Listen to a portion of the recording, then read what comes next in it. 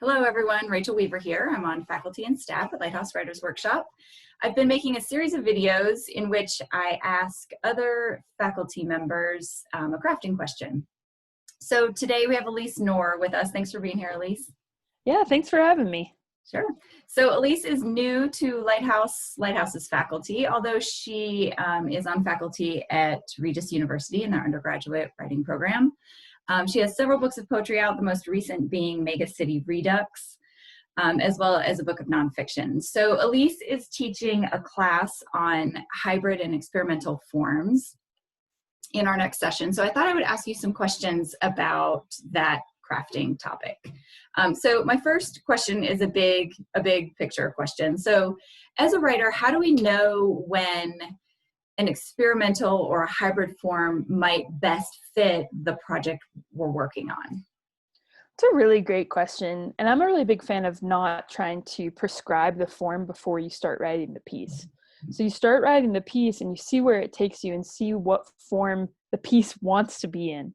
And one of the surest signs that a piece is going to end up hybrid or experimental is when it's resisting the sort of rules or conventions of the four given genres: poetry, fiction, nonfiction, and plays. So let's say you're writing a poem and you just keep thinking, I don't think this poem wants to have line breaks.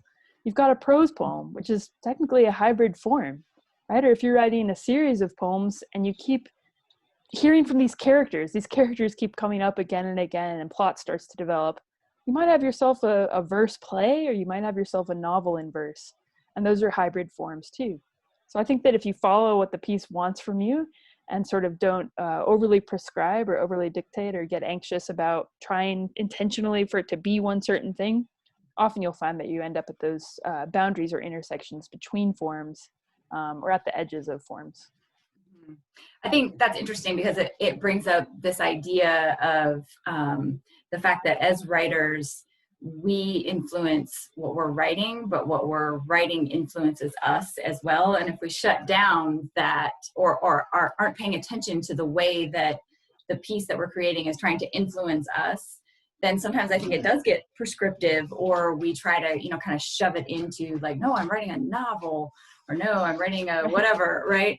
And so it sounds to me like what you're saying is in that early process of creating, or maybe even not early, maybe throughout, as we're creating, it's important to pay attention to sort of what sort of ways that piece is the ways it's changing us, right?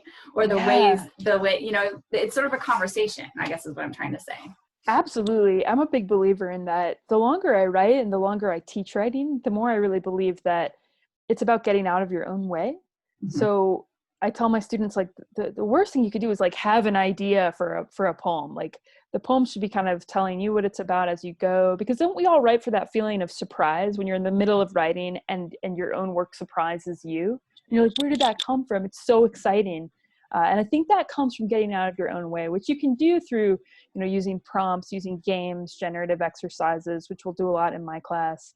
But you can also, write more wildly and experimentally, I think, just from having seen what's out there and seen the possibilities, seeing what other people have tried and ways other people have busted up generic or formal expectations or conventions. So we'll be doing a lot of that in my class too, just kind of getting a sampler, getting a feel of like, what are some of the things people are doing right now? What are some of the newer or more experimental forms or ways that writers are pushing at genres and forms today? Mm-hmm.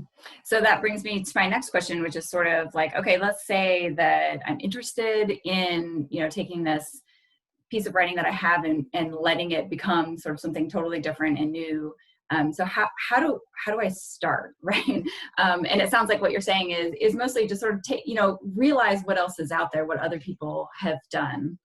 Any other advice on that? I mean, to me, it seems a little, and this is probably just because I'm a super logical person, but it seems a little scary to launch into like such an unknown. Totally. So I wonder if you could address that a little bit. Totally. Yeah, I would try to, I do agree that it's scary. And I think the reason it's scary is because we get really attached to our labels for ourselves. Like, mm-hmm. I'm a poet, or I am a fiction writer, I am a playwright. And it's like, that can be really exciting because you have this identity, and you know which classes to take, you know what books to read, you know who to hang out with and who to talk to. But I also think it can be limiting because let's say I'm a nonfiction writer and memoirist. I can learn a lot by reading poems and taking lyrical traditions and insights. Or if I'm a fiction writer, same thing, right? I can learn a lot from like the compression of language involved in poetry. I started writing hybrid forms because I was in a class, and I remember the professor really clearly saying, you know, he was a poetry professor, and he said, I'm jealous of novelists because novelists get to, you know, invent a world, and then they just, every day when they sit down at their desks, they come back to the world that's already created, and they work within that world. And poets have to invent a new world every time we sit down to write. And I thought that's really true. And with the advantage of like a novel in verse, for example, is that when I'm working on a novel in verse, I'm writing poems every day, but I'm also returning to the world of the characters and the plot every day. And so I think that it can be liberating to take things from other genres, which hybrid and experimental forms let you do, and to just write what you feel like writing without needing to worry about what it is or what category it fits into. And so I would look at maybe, you know, a class like hybrid experimental forms. You don't have to sign up for it because you are a hybrid writer or an experimental writer. You could, but you could also sign up for it because you're like, I'm a poet, I'm a playwright, I'm a novelist, I'm a nonfiction writer, who's curious about what else is out there and who wants my existing writing to be informed by some of the other really cool, exciting new things that are going on. So newbies are welcome. There's plenty of space for, you know, asking questions, and we're just going to look at a bunch of neat forms in this class and kind of experiment and tinker around with them. And so it's actually great if you don't know anything at all about hybrid or experimental forms. It sounds like thinking about your current project or maybe a future project in terms of a potential hybrid or experimental form just basically like widens the playing field, right? It just sort of opens up more possibilities of how to tell that particular story in a different or new or more exciting or possibly just from a different angle that you were thinking of it originally. Totally. I mean, so one of the texts we're going to read, just to give you an example, is from Harmony Holiday's book, Go Find Your Father. It's this beautiful, it's kind of part lyric essay memoir, part prose poetry, but she also puts in family photos. It's about her father and her relationship with her father. And she'll put in family photos. She'll alter those family photos. And as far as genre goes, the piece just runs wild, and it just lets her experiment and kind of write what she needs to write as far as the content without being restricted by form or genre. And so I remember when I first read that piece, I had been working on a series of poems about my experiences in high school. And I mean, for years, this piece wasn't working. I had all the content. I even sent it out as a book project, and it just fell flat. It wasn't working. And when I read Harmony Holiday's piece, I thought, oh, like I can do this with my poems. Like I can just, you know, make it more essay-like. I can add photos in. I can add diagrams in.